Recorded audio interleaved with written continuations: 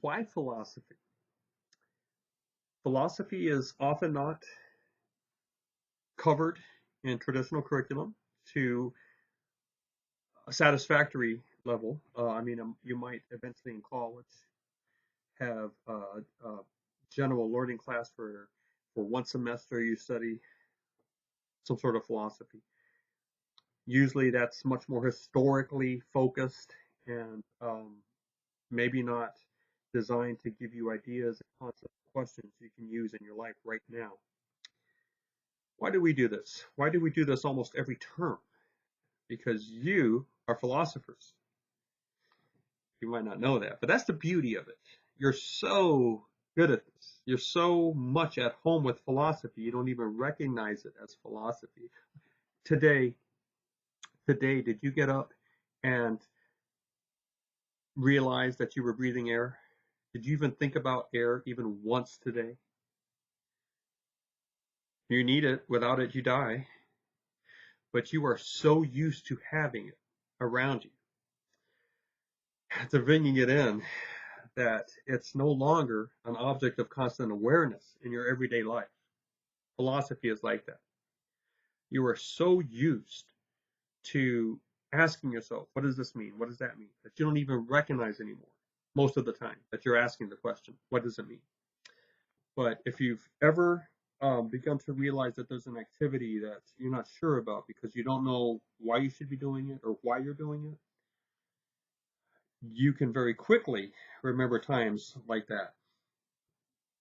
Even at a certain level of maybe showing up to the wrong meeting or going to the wrong classroom or um, maybe doing the wrong job at work, you realize something's wrong here. This is not where I should be, right? Because you are constantly assessing your environment in terms of, is this moment, is this conversation, is this activity something that belongs in a larger story? And sometimes that larger story is just simply the routine of your day or the routine of your semester or the routine of that season of work you're in. And when something is out of place, you automatically know it. Um, you have a story arc of how your friends should be treating you and how the interaction is happening. So when all of a sudden one of your friends does something radically different, it doesn't fit that story arc that you're using to understand the place and the value of this relationship in your world. You automatically know something's up and you try to fix it or you roll with it or somehow, but you respond to it because you know how to take individual things in your life and fit them into a larger schematic. All right. A larger context of values and beliefs that give your life meaning. All right. Um, and we can just talk about this as the story arc of your days. And your life, in fact, has a huge story arc. And this is why you're wondering, well, what am I going to do? Am I doing the right thing? Uh, should I change careers or should I shoot for that promotion or what should I be building or is my life really going to be like this? You know, am I going to regret not pursuing a certain goal, right? Because you understand that long story arc you're involved in. And when pieces in that story arc don't fit, you know it. Maybe you've given up on thinking that there is that story arc, that there is this purpose to your life. So you have embraced a sort of a disconnected way of living. And you are just at this point just trying to embrace experiences. And you're not asking them to fit into a larger story.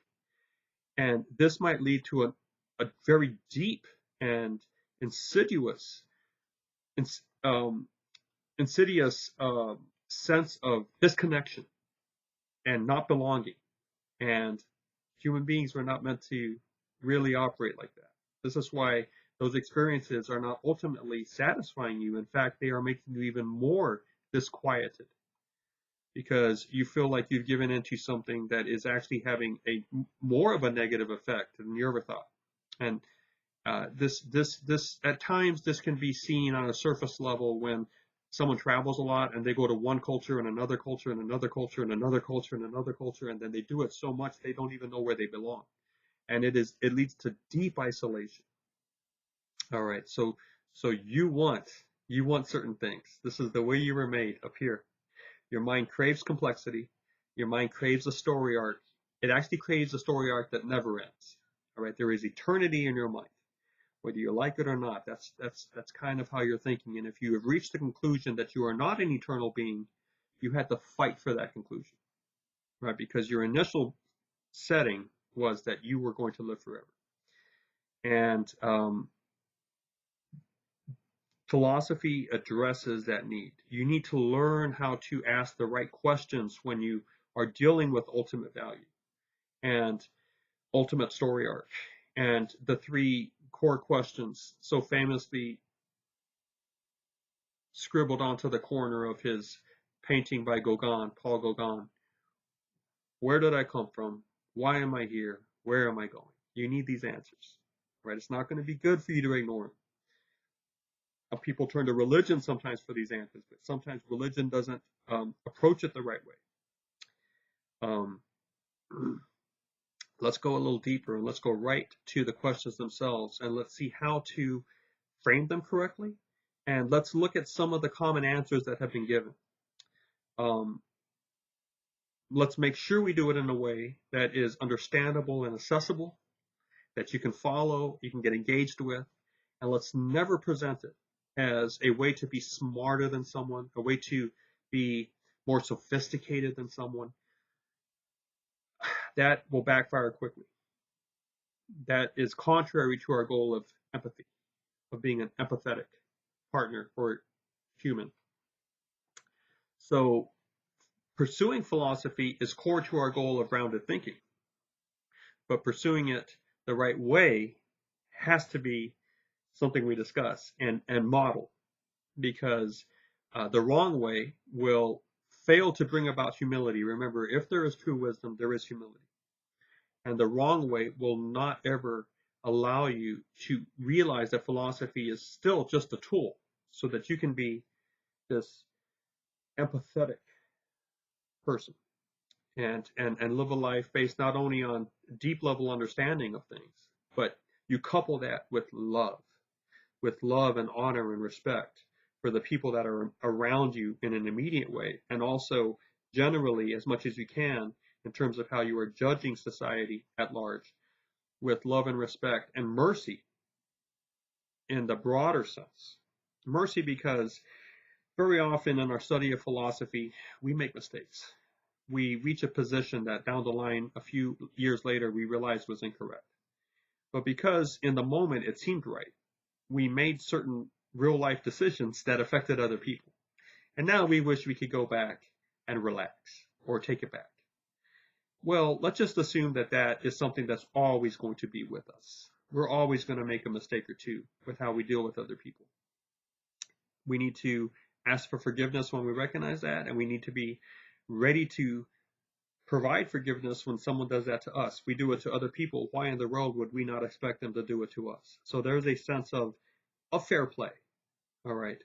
Don't over criticize, don't over judge somebody. Don't fail to properly assess and evaluate and judge. But realize that sometimes we make mistakes and we need forgiveness and we need to be forgiven and we need to give forgiveness. We need to have mercy. And this, I believe, is also part of the empathetic situation. You can't have mercy without belonging in a community of other people. If you were alone on an island, who would receive your mercy? It's not even a viable concept. It depends on the other being with you. So that's why this does come back to empathy. But we study philosophy because we were created philosophers. And we need to recognize that. We need to grow in our own pace, in our own way. We need to each take our own step with this moving forward. We can't ignore it. And we can't downplay it or degrade it. Many times it is done incorrectly, but that doesn't mean that it's not something we should be trying to do. Just as eating is very often done incorrectly in an unhealthy way. Uh, Overdone, underdone. Some people need to eat more. Some people need to eat less. Eating habits can very much be all over the spectrum in terms of correctness. Does that mean that we should just ignore it and never eat because so many people eat incorrectly? No, of course not. All right. So why would we think the same way about philosophy? A lot of people do the wrong things with their philosophical approach. That doesn't mean that we shouldn't try to do it and do it correctly.